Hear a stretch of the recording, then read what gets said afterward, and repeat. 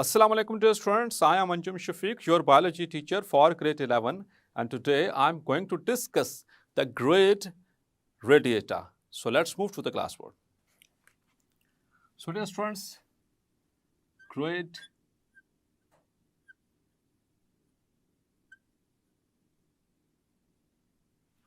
radiata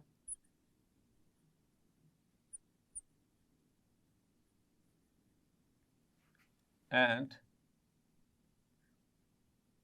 grade bilateria.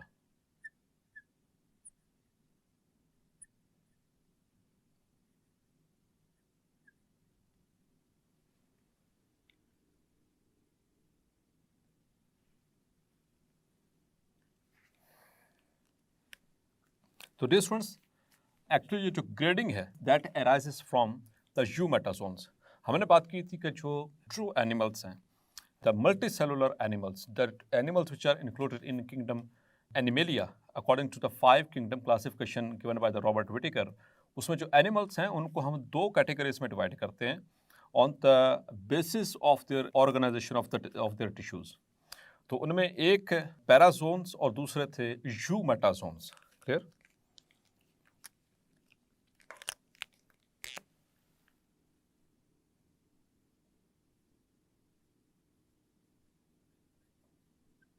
Animals, they are of 2 categories.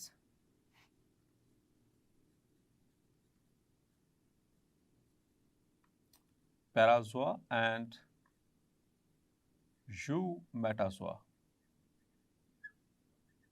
Clear? और इन दोनों में जो बेसिक डिफरेंस आपसे मैं शेयर कर चुका हूँ पहले भी, पैराजोन्स होते हैं, इनके जो सेल्स हैं या टिश्यूज़ हैं वो इस तरह से ऑर्गेनाइज नहीं होते कि टू मेक द ऑर्गन्स। ठीक है, इनके टिश्यूज़ जो है वो ऑर्गन्स या हाईली स्पेशलाइज्ड स्ट्रक्चर्स में जो है अरेंज नहीं होते, जबकि यूमेटाजोआ यानी कि जो इसमें एनिमल्स इंक्लूड होते हैं Eumetazoans, they have got the tissues which are organized into organs and organ systems.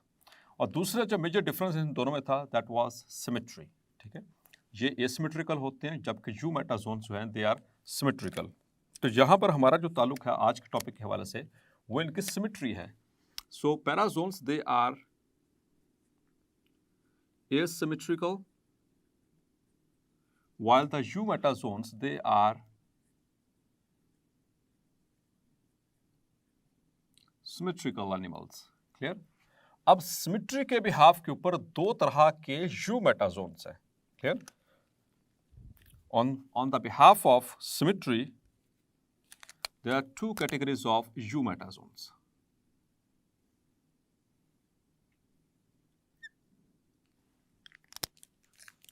इनको हम 2 ग्रेड्स में डिवाइड करते हैं। The first grade is grade bilateria and the other one is grade radiata. Clear?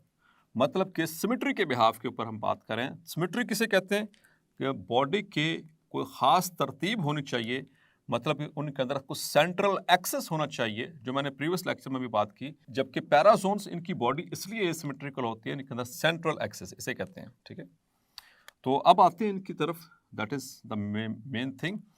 और इनमें सबसे इम्पॉर्टेंट बात जो बेसिक डिस्टिंक्शन इनमें करेगी उसको भी मद्देनज़र रखिएगा। जितने भी ग्रेड बायलेट्रा से बिलोंग करने वाले एनिमल्स हैं जो इसकी सब क्लासिफिकेशन में आ रहे हैं, all of them they are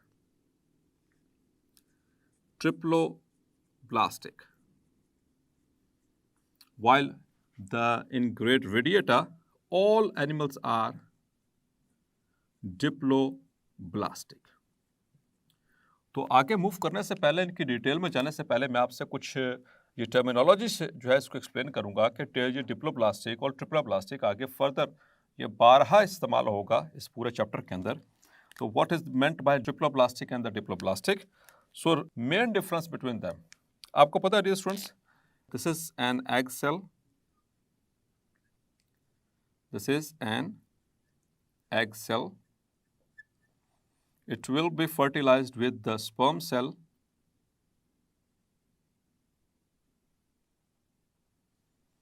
this is sperm, और इन दोनों के यूनियन से बनता है zygote,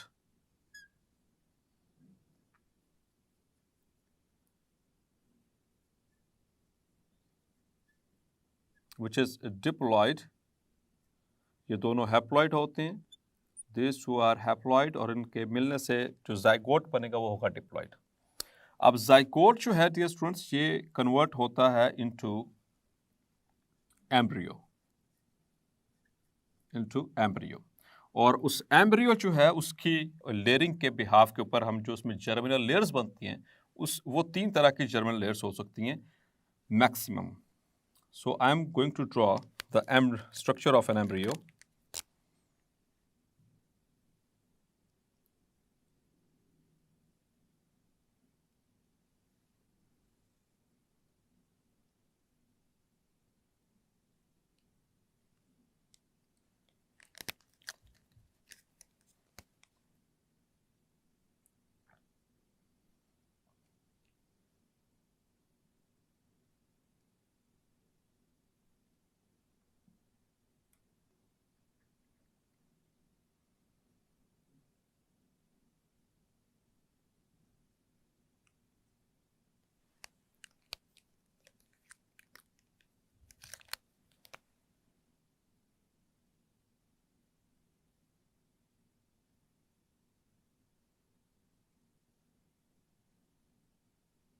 so this is the structure of a developing embryo, और ये इसके ऊपर ये 3 लेयर्स जिससे मिलकर ये बनेगा। तो सबसे ऊपर वाले जो लेयर है this is called as ectoderm, और ये दरमियान में जो पिंक कलर की नजर आ रही है इसे कहते हैं मीजोडर्म, और बिल्कुल ये नीचे वाली ग्रीन कलर वाली this is called as endoderm. और फिर फर्दर जब डेवलपमेंट होती है in the centre there is notochord, clear. तो ये एक कॉर्डेट का जो है एम्ब्रियो मैंने ड्रॉ किया है। तो यहाँ पर देख सकते हैं ऊपर एक्टोटर्म, दरमियान में मीजोटर्म और उसके नीचे एंडोटर्म। ये 3 जर्मिनल लेयर्स हैं, इन तीनों को कहते हैं these are the germinal layers। Germinal layers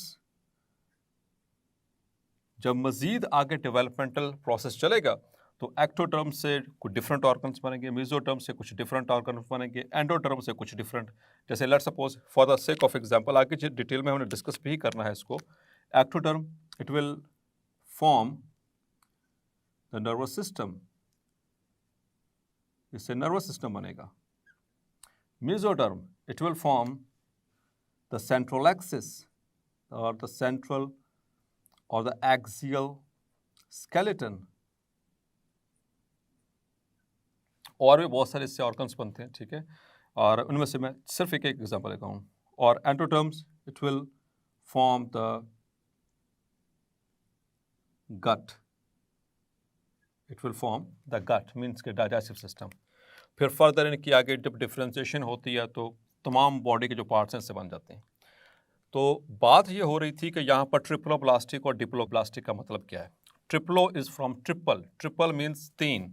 तो ऐसे एनिमल्स जिनकी बॉडी इन 3 जर्मिनल लेयर से डिराइव होती है, इनसे आगे बनती है, उनको कहते हैं ट्रिप्लोब्लास्टिक, और वो किस में इंक्लूड होते हैं, ग्रेड बायलेट्रा में।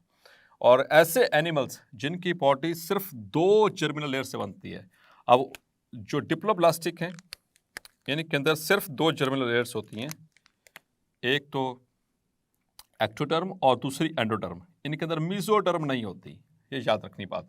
मतलब ये नहीं कि एक्टो और मीजो है एंडो नहीं है। जो ग्रेड रेडिएटा से बिलोंग करते हैं यानी डिप्लो मीन्स 2, डाई मीन्स 2, तो डिप्लोब्लास्टिक ऑर्गेनिजम्स के अंदर they have got ecto plus endoderm, clear. जबकि इनके अंदर तीनों लेयर्स मौजूद होती हैं। तो ये डिप्लोब्लास्टिक ट्रिप्लोब्लास्टिक बारहा इस्तेमाल होना, इसलिए मैंने इसको यहाँ पर ही एक्सप्लेन कर दिया है। अब आते हैं इनकी तरफ individually, what is grade radiata and what kind of animals are included in the grade bilateria. So let's have a look in detail. So first of all, the great radiator.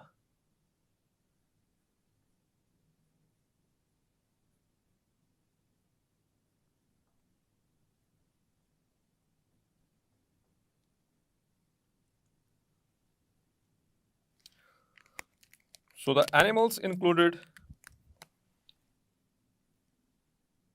number one, हम बात करेंगे इनकी symmetry की, clear? The animals included in great radiator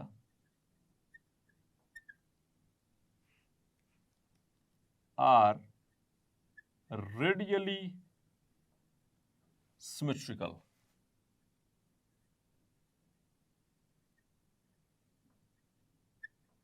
मतलब है तो सारे symmetrical, लेकिन कौन सी सिमेट्री है? रेडियल सिमेट्री इनके अंदर। अब रेडियल सिमेट्री क्या होती है उसको भी मैं एक्सप्लेन करता हूं।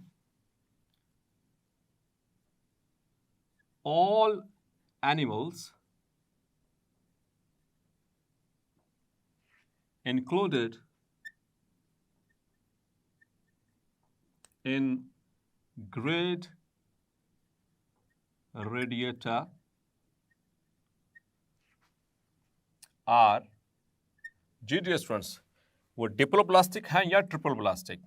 सो होपफुली आपको पता चल गया, मैंने क्योंकि यहाँ पर एक्सप्लेन कर दिया। ग्रेट रेडिएटर के अंदर जितने भी एनिमल्स हैं, all of them they are diploblastic, are diploblastic means the body is formed by ectoderm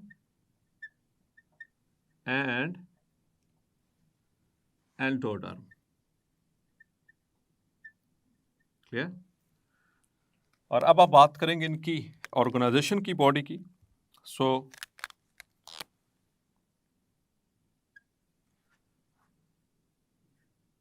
the body parts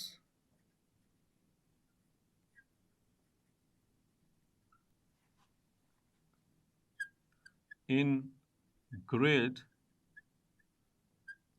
radiator are arranged around central axis in such a way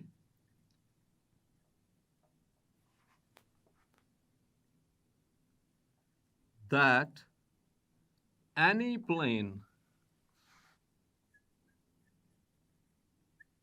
passing through central axis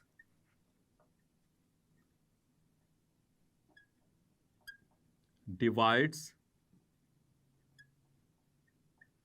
the animal into halves, which are the mirror images of each other approximately.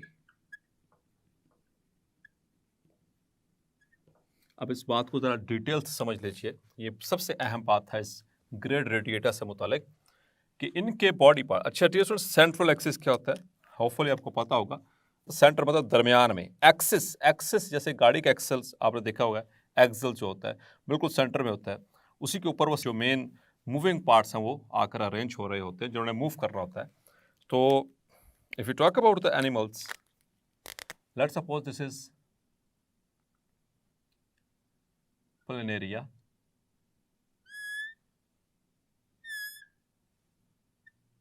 Planaria, तो इसका central axis क्या होगा?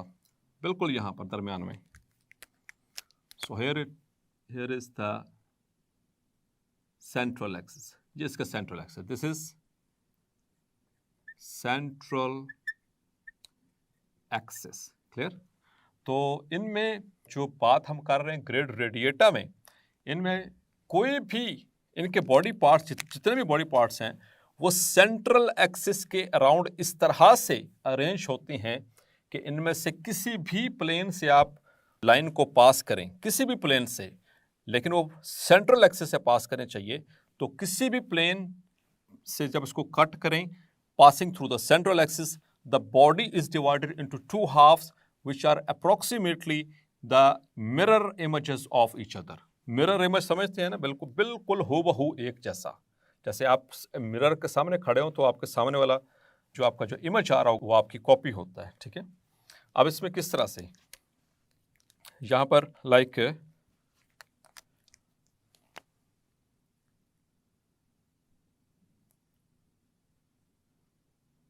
this is the cylindrical body of sea anemone. Clear? This is sea anemone.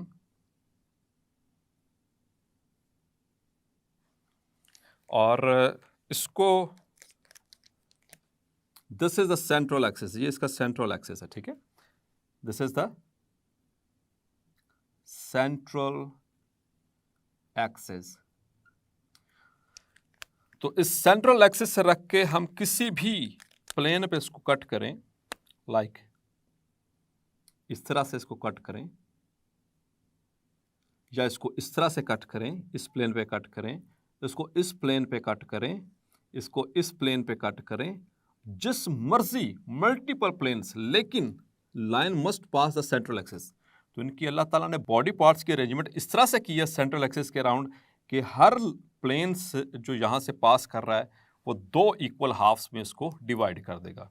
It is just like pizza, जैसे आप pizza खाते हैं। So let's suppose this is a pizza,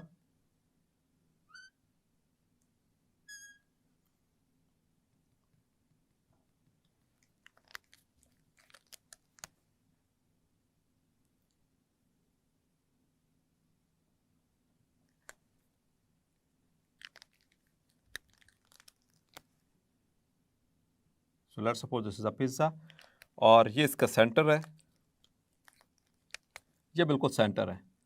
तो आप इसको सेंटर से रखकर इस प्लेन से काटें तो कितने हो गए, ये हाफ हो गया, इक्वल हाफ, बिल्कुल एक जैसा। इसको अगर इस एंगल पे काटें तो तब भी देखें, इस एंगल से काटेंगे तो तब भी ये हाफ हो गया। इसको इस तरह से काटें तो तब भी ये इक्वल हाफ्स हो गई। इसको इस तरह से कट करें तब भी ये इक्वल हाफ्स। Any plane. तो रेडियल, रेडियस, सर्कुलर, ठीक है, इनकी बॉडी अल्लाह ताला ने इस तरह से बनाई है रेडियल सिमेट्री वाले एनिमल्स की कि सेंट्रल एक्सिस से रखकर आप किसी भी प्लेन पे इनको कट करें तो दो इक्वल हाफ्स होंगे जो कि एक दूसरे का मिरर इमेज होंगे। क्लियर? सो होपफुली ये टर्मिनोलॉजी आपको समझ आ गई, ये कॉन्सेप्ट समझ आ गया रेडियल सिमेट्री वाला। तो रेडियल का मतलब सेंट्रल एक्सिस रख के किसी भी एंगल से काट लो, किसी भी प्लेन से काट लो, सो they will be equal halves and these will be the mirror images of each other. mirror image किसे कहते हैं? जो बिल्कुल एक जैसा, तकरीबन एक जैसा होगा। और इसमें examples,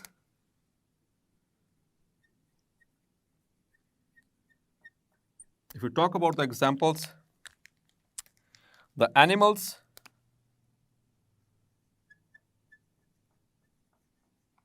belonging to phylum Cnidaria, इसको स्नाइडेरिया भी पढ़ते हैं, नाइडेरिया भी पढ़ते हैं, ठीक है, या इसको हम सीलेंट्रेटा भी कहते हैं, ठीक है। और बहुत सादा एनिमल्स हैं, ठीक है, हाइड्रा का नाम आपने सुना होगा, ठीक है, वो सारे इसी फाइलम से बिलोंग करते हैं, सी एनिमल्स वगैरह, ये all of them they belong to this organization. Clear? So this is what we called as the grade radiata, all of them diploblastic. So dear students, hopefully आज का लेक्चर भी आपको clarify हो गया होगा। मिलते हैं नेक्स्ट लेक्चर में और डिस्कस करेंगे ग्रेड बायलेट्रा। क्लियर? तब तक अपना ख्याल रखिएगा। अल्लाह हाफिज।